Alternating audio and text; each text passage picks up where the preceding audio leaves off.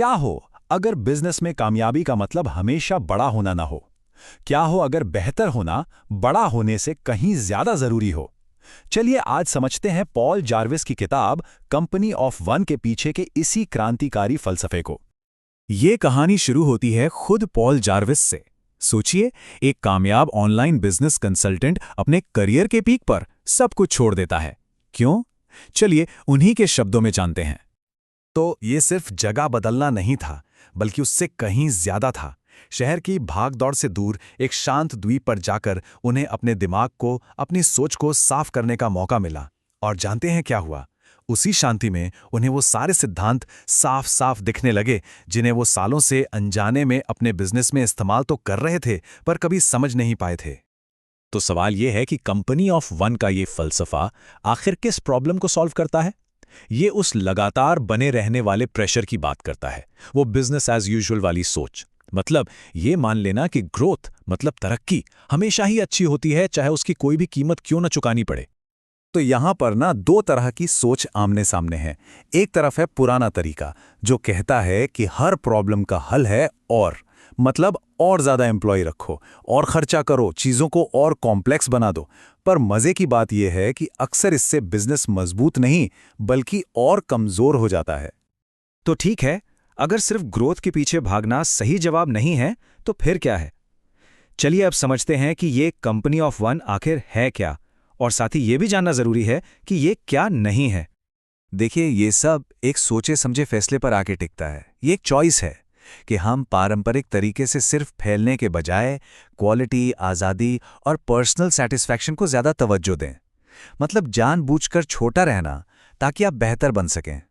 ये टेबल इस फर्क को बिल्कुल साफ कर देती है। देखिए, एक फ्रीलांसर क्या करता है? वो अपना समय बेचकर पैसा कमाता है। एक टिपिकल छोटा बिजनेस, उसका तो एक ही मकसद है, ग्रोथ ग्रोथ और ग्रोथ। लेकिन एक कंपनी ऑफ वन, उसका गोल है आज़ादी और मजबूती। वो सिस्टम्स बनाते हैं ताकि उनकी कमाई सीधे सीधे उनके काम करने के घंटों से ना जुड़ी हो। ओके, अब हम इस फलसफे के सबसे दिलचस्प हिस्से पर आते हैं। ये सब कुछ जुड़ा है इनफ यानी पर्याप्त की शक्ति से, और इसे समझने का सबसे अच्छा तरीका है एक अकाउंटेंट की कहानी जिसे सर्फिंग का बहुत शौक था।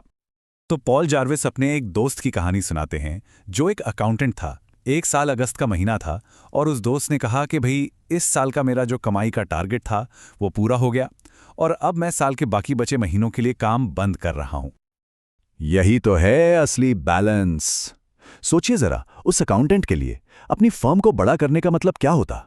मतलब होता ज्यादा टेंशन, ज्यादा काम के घंटे और अपने शौक यानी रॉक क्लाइंबिंग के लिए कम टाइम। उसने अपना इनफ यानी पर्याप्त क्या है ये तय कर लिया था और वो उस पर कायम रहा। तो ये कहानी हमें एक बहुत ही पावरफुल सवाल पर लाके खड़ा कर देती है।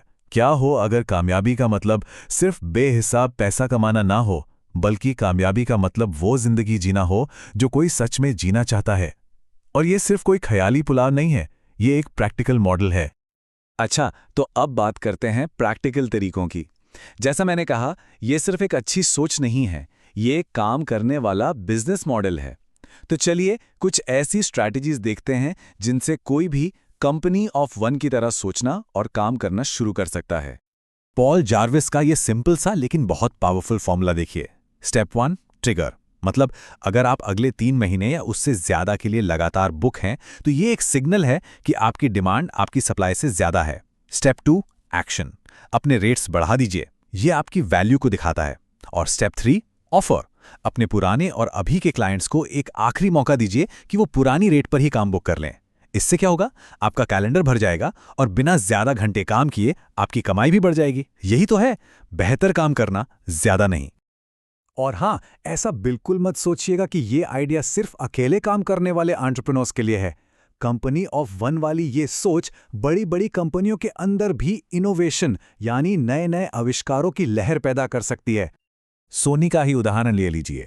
वहां एक इंजीनियर अपनी बेटी के लिए गेम कंसोल को बेहतर बनाने पर काम कर रहा था और उसी साइड प्रोजेक्ट से बन गया प्ले स्टेशन। या फिर 3M की कहानी, जहां एक फेल हो चुका गोंद दुनिया भर में मशहूर पोस्ट इट नोट्स बन गया। मतलब जब लोगों को कुछ नया ट्राई करने की आज़ादी और छूट दी जाती है, यही तो कंपनी ऑफ वन की स्पिरिट है। तो कमाल की चीजें होती हैं। और इसी के साथ हम इस चर्चा को एक बहुत ही दमदार और खुले सवाल पर खत्म करते हैं। यही सवाल कंपनी ऑफ वन फलसफे का दिल है। देखिए, ये सिर्फ बिजनेस की बात नहीं है, ये जिंदगी की बात है। ये इस बारे में है कि कोई अपने लिए इनफ यानी पर्याप्त की परिभाषा तय करे और फिर उस जिंदगी को जीने के लिए अपने काम को डिजाइन करे। ये एक ऐसा आइडिया है जो हमारे काम करने और जीने दोनों के तरीके को पूरी तरह से बदल सकता है।